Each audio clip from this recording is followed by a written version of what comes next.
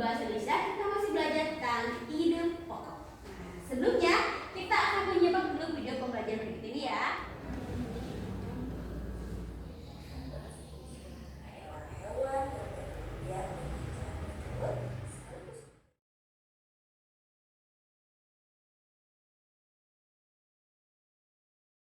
Kita akan belajar tentang perkembangbiakan hewan.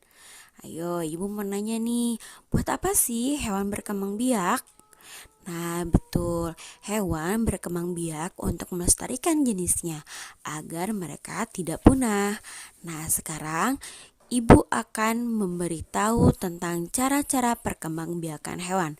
Simak baik-baik ya. Yang pertama, hewan berkembang biak dengan cara bertelur, yang disebut dengan ovipar. Yang kedua, hewan berkembang biak dengan cara melahirkan, yang disebut dengan vivipar. Dan yang ketiga adalah hewan yang berkembang biak dengan cara bertelur sekaligus melahirkan, yang disebut dengan ovovivipar. Selanjutnya kita simak baik-baik dengan ciri-ciri mereka. Nah, ini adalah ciri-ciri ovipar. Yang pertama, embrio atau calon anaknya tumbuh di dalam telur, sehingga ovipar ini mengerami telurnya. Dan yang ketiga, ovipar ini tidak memiliki daun telinga. Yang kedua, vivipar. Ciri-cirinya, embrio atau calon anaknya tumbuh di dalam tubuh rahim induknya. Yang kedua, mempunyai kelenjar susu. Yang ketiga, memiliki daun telinga. Dan yang terakhir, tubuhnya itu ditutupi oleh rambut. Dan selanjutnya adalah ovovivipar. Nah, kalau ovovivipar ini dia tidak memiliki ciri khusus loh. Selanjutnya, yuk kita cari tahu hewan apa aja sih yang memiliki cara berkembang biak dengan ovipar, vivipar, dan ovovivipar. Nah, ini contoh dari hewan ovipar atau hewan yang bertelur. Ada angsa, ada ikan, sejenis hewan unggas ya, ada burung, ada kupu-kupu, ada penyu, dan ada katak. Apakah ini saja? Tentu tidak ya, masih banyak yang lainnya. Nah, yang ini contoh dari hewan-hewan melahirkan atau vivipar.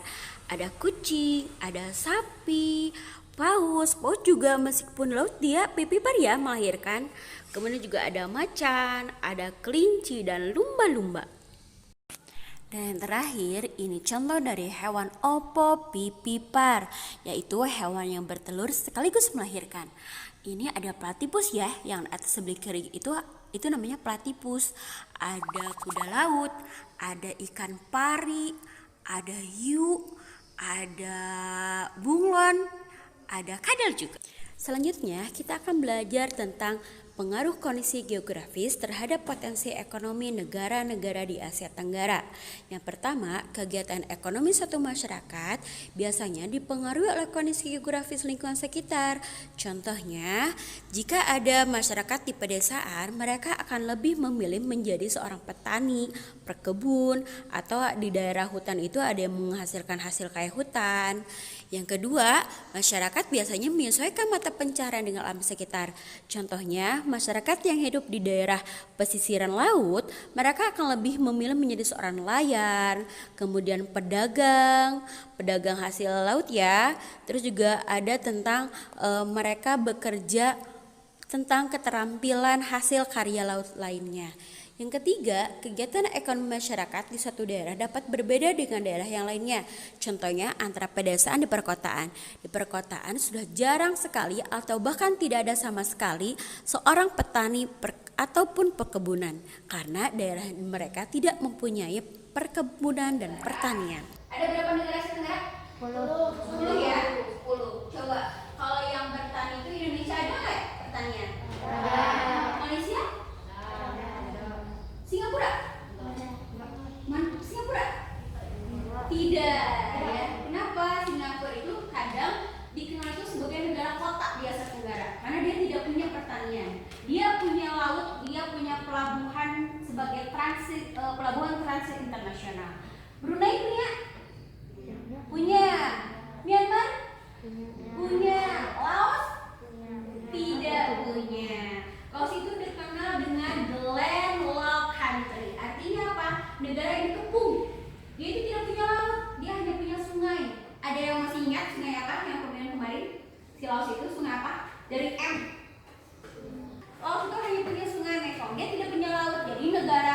penduduk di Laos itu kalau mau lihat laut dia harus ke negara lain dulu. Nah, ini ide pokok yang masih ada banyak yang salah, bingung menentukan ide pokok. Ingat, ide pokok itu gagasan masalah utama yang dibahas dalam sebuah paragraf.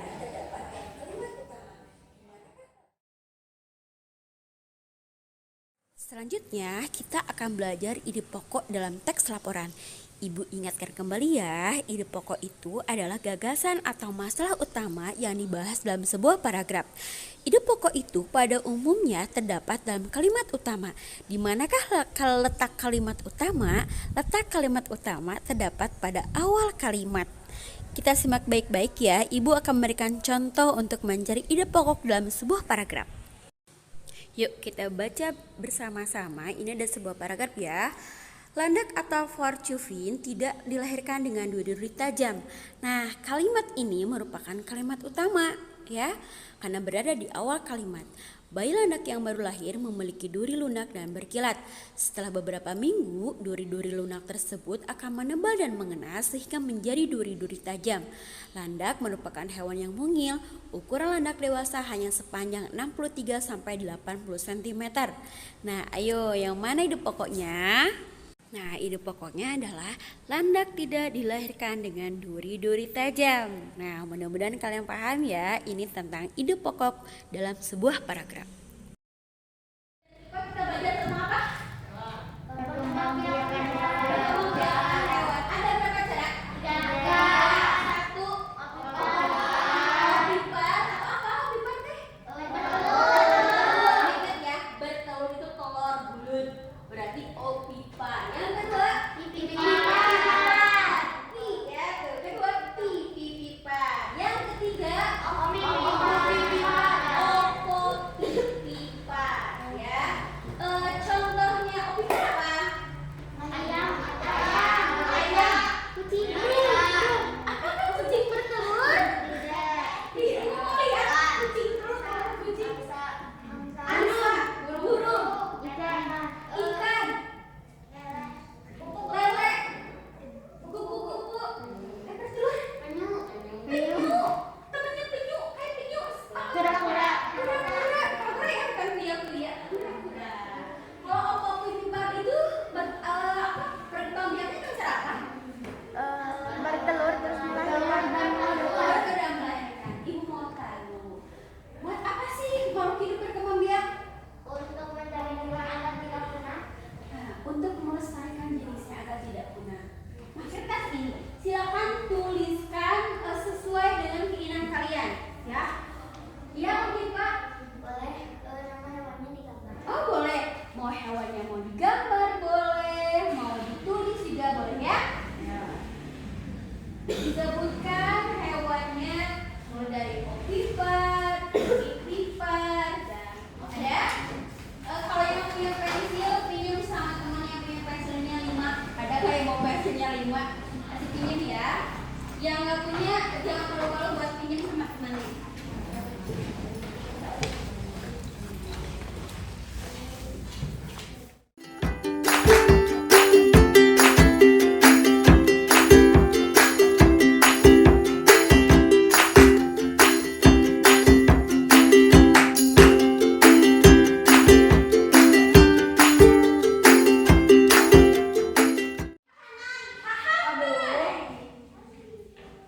Konsentrasi.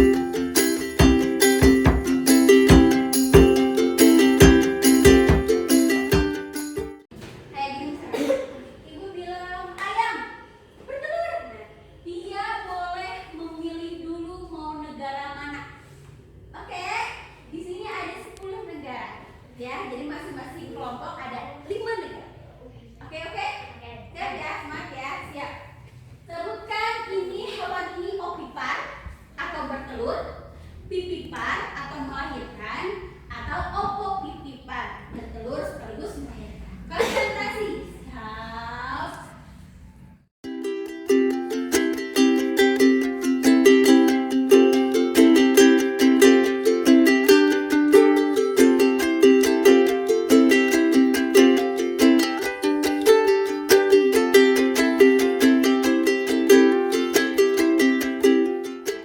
Sekarang ibu kasih waktu 3 menit. Kalian berembuk tiap kelompoknya siapa yang ke depan, saling bantu. Ini negara apa? Ya, bisa dilupa lagi. Ibu kotanya apa? Terus keadaan geografis siapa yang terkenal di negara itu? Oke, siap. Silakan berembuk membuat lingkaran kecil. Silakan. Coba saya semuanya. Mau ada yang mau tukeran nggak? Mau tukeran nggak? Mau yang apa? Ibu kotanya. Yang terkenalnya apa? Karet dia sebagai eksportir besar, ya, se Asia Tenggara. Udah sampai gitu aja. Singapura ibu kota. Nah, Singapura ini tidak punya lahan pertanian. Besar bekerja di bidang jasa dan industri. Latihan lagi ya. Siap ya? Siap. Kita gunakan gamenya yang kayak di Gomet. Yang 1, 3, 1, 2, gerak. Ya. Mulai gerak.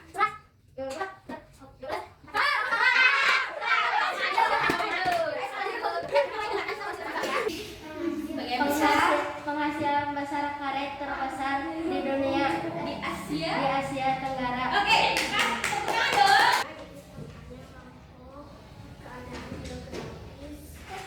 Penghasil terbesar apa, menghasilkan apa? Pak? Pad. Namanya Kamboja, ibu kota Phnom Penh. Keadaan geografisnya sebagian besar perkebunan dan pertambangan. satu lagi pertambangan. Oke. Negara Indonesia, apa ibu kota Jakarta, Geografisnya geografis di Asia di Indonesia, pertanian dan perhutanan, Oke, satu lagi perkebunan. Oke, terima kasih. Geografisnya. Oke, terima kasih dia. Nama negara Filipina, ibu kota Manila, tanah geografis, pertanian dan perkebunan. Hebat. Brunei Darussalam, ibu kotanya Bandar Seri Begawan, Penghasil. penghasil minyak bumi dan gas alam terbesar di Asia Tenggara. Negara Laos, ibu kotanya Vientiane. Keadaan geografis, Laos tidak mempunyai laut. Sebagian besar penduduknya bekerja sebagai bidang industri. Nama negara Singapura, ibu kota Singapura. Negara Singapura tidak memiliki lahan pertanian. Sebagian besar warga negara Singapura bekerja dalam bidang industri dan jasa. Nama negara Myanmar, ibu kota Naypyidaw, hasil geografis pertanian, perkebunan dan hasil hutan. Oke, terima kasih. Anda masih ingat apa itu nama itu pokok? Gagasan pokok. Jadi kalau ibu bilang apa gagasan pokoknya, jangan ngomong gagasan pokok teh apa. Gagasan pokok itu nama lain dari ide pokok. Contohnya, misalkan Arini, nama panggilannya Arin. Orangnya ada berapa? 1, namanya ada Arin. Arin ini kadang disebut misalkan Neng, ya. Ini juga Rahel, panggilannya ada Rara, ada Hel, ya. Nah, di ide pokok itu gagasan pokok dalam berapa paragraf? 1. Jadi kalau ada 1 paragraf, ada berapa ide pokok? biasanya terdapat di dalam kalimat utama. Ibu punya satu paragraf ya.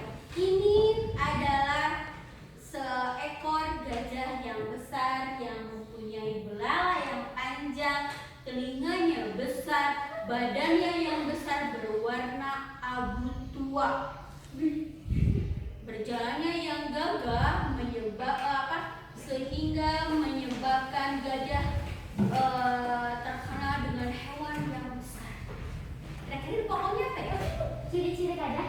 Ciri-ciri gajah. Apakah ada kata ciri-ciri gajah di sana? Tidak. Ada.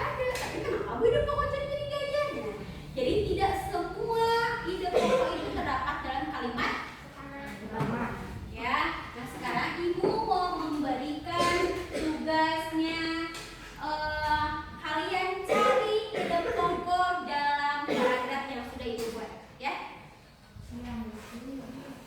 Dibaca dulu baik-baik, cari kalimat utamanya, lalu kalian cari ide pokok. Coba apa yang buat kalian senang?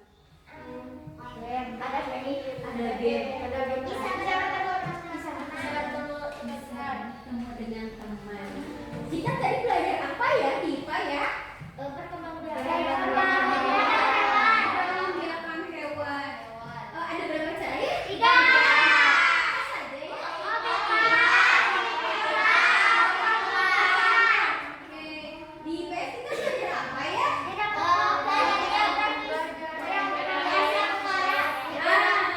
Keadaan geografis dan ekonomi di Asia Tenggara. Berapa negara kita pelajari? 10. Rama bisa menyebutkan nama negaranya apa saja?